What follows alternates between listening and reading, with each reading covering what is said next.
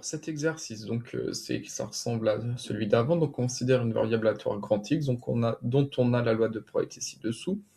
Alors, xi, ce sont les valeurs prises par la variable aléatoire grand X. Donc, la variable aléatoire grand X peut prendre les valeurs 0, 1, 2, 5, 10. Et en dessous, ce sont les probabilités associées à chaque élément pris par la variable aléatoire grand X. Donc, question 1, quelle est la probabilité que la variable aléatoire grand X soit et prenne la valeur 5? Donc là, c'est ce qu'on demande, c'est ce qu'il y a ici. Donc on sait que quand on additionne toutes les probabilités dans une loi de probabilité, ça donne toujours 1. Donc on peut écrire sur une copie que 0,4 plus 0,1 plus 0,20 plus la probabilité que la variable aléatoire grand X soit égale à 5, donc c'est ce qu'il y a ici, plus 0,1, ça vaut toujours 1. La somme des probabilités dans une loi de probabilité vaut toujours 1. Alors 0,4 plus 0,1, ça fait 0,5, plus 0,2, 0,7, plus 0,1, 0,8. Donc on a donc 0,8 plus la probabilité que grand X soit égal à 5 est égal à 1. Et ce que l'on fait maintenant, c'est qu'on va soustraire 0,8 des deux côtés. Qu'est-ce qui s'est passé? D'accord. Donc c'est 0,8 plus la probabilité que grand X égale à 5 est égal à 1. Et donc, on va faire moins 0,8 à gauche, moins 0,8 à droite. Donc, la probabilité que grand X soit égal à 5, c'est donc 1 moins 0,8, donc 0,2. Donc ici, on a une probabilité de 0,2. Ok. Question 2. Quelle est la probabilité que la variable aléatoire grand X prenne des valeurs inférieures ou égales à 2? Donc, on veut que X prenne des valeurs qui sont inférieures ou égales à 2. Donc, on peut prendre la valeur 2, c'est bien inférieur ou égal à 2. On peut prendre la valeur 1 et on peut prendre la valeur 0. Et donc, nous, on veut la probabilité que x prenne des valeurs inférieures à 2. Donc, on écrit la probabilité que x prenne des valeurs inférieures ou égales à 2. C'est donc la probabilité que x prenne la valeur 0, plus la probabilité que x prenne la valeur 1, plus la probabilité que x prenne la valeur 2. Et on remplace la probabilité que x prenne la valeur 0, c'est une probabilité de 0,4, plus 0,1, plus une probabilité de 0,20. Et ça donne 0,4, 0,5, 0,6, 0,7, une probabilité de 0,7. Donc 70% de chance que la variable aléatoire x prenne des valeurs inférieures ou égales à 2. Question 3, on vous demande de calculer l'espérance de x. Donc l'espérance de x, c'est la valeur moyenne prise par la variable aléatoire grand X. Donc on y va, donc E de x, c'est donc 0 fois la probabilité que x soit égal à 0, donc 0 fois 0,4, plus 1 fois la probabilité que x soit égal à 1, donc fois 0,1, plus 2 fois 0,20, plus 5 fois, on avait trouvé 4, 5, 6, 7, 8, on avait trouvé 0,2 ici, plus 10 multiplié par 0,1, donc ça on peut le faire sans calculatrice, 0 fois 0,4, donc là il reste 0, plus 0,1, plus 0,20 fois 2, donc plus 0,4, plus 5 fois 0,2, ça donne plus 1, et plus 10 fois 0,1, plus 1, et ça donne 2,5. Ça veut dire que la valeur moyenne prise par la variable aléatoire grand X est de 2,5. Question 4, on va calculer la variance de x. Donc la variance de x, c'est l'écart au carré par rapport à la moyenne, fois la probabilité.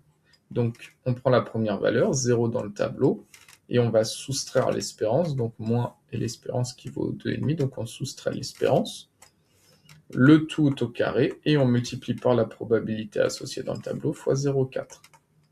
Plus, on recommence, on prend la valeur suivante, 1, on soustrait l'espérance 2,5, le tout au carré, et on multiplie par la probabilité 0,1.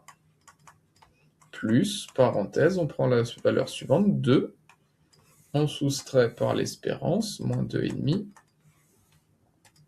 le tout au carré, et on multiplie par la probabilité 0,2.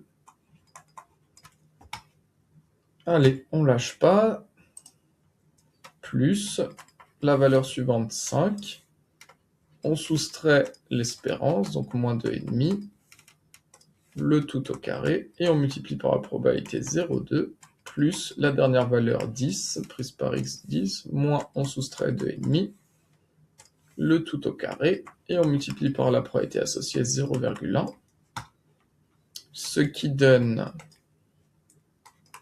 0 moins 2,5, donc ça donne moins 2,5 au carré fois 0,4, plus moins 1,5 au carré fois 0,1, plus moins 0,5 au carré fois 0,2, plus 2,5 au carré fois 0,2, plus 7,5 au carré fois 0,1.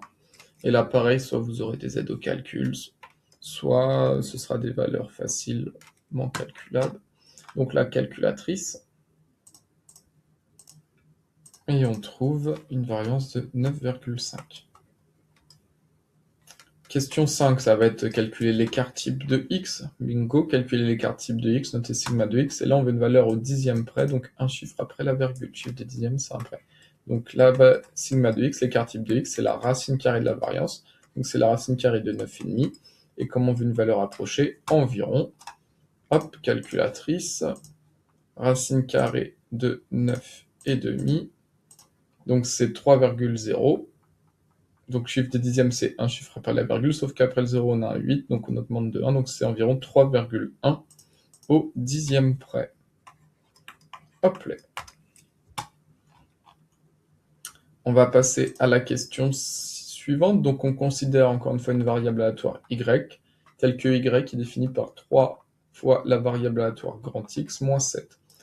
Calculer l'espérance de y, notez espérance de y. Donc l'espérance de y, c'est donc égal à l'espérance, on remplace, y, c'est 3 fois l'espérance, c'est 3 fois grand X moins 7. Et là, on va citer la propriété qui s'appelle la linéarité de l'espérance.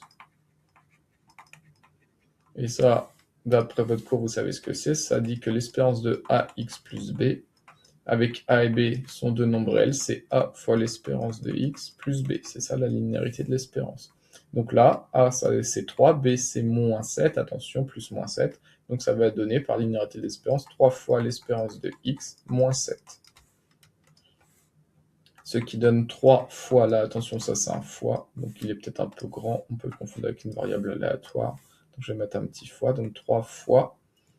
L'espérance de X, on avait trouvé à la question 3, 2,5, donc ça donne 3 fois 2,5, moins 7, 2,5 plus 2,5, 5, plus 2,5, 7,5, donc 7,5 moins 7, ce qui donne 0,5. Et question numéro 7, calculer la variance de y, donc on écrit sur une copie la variance de y, c'est donc la variance y, c'est 3 grand X moins 7, et on connaît la propriété de la variance qui ne porte pas de nom, donc on sait que la variance de ax plus b, où a et b sont deux nombres réels, c'est a carré fois la variance de x. Donc là, a c'est 3, donc ça va donner 3 au carré fois la variance de x, donc 3 au carré ça donne 9 multiplié par la variance de x, la variance, on avait trouvé 9,5. Et 9 multiplié par 9,5, ça nous donne 85,5.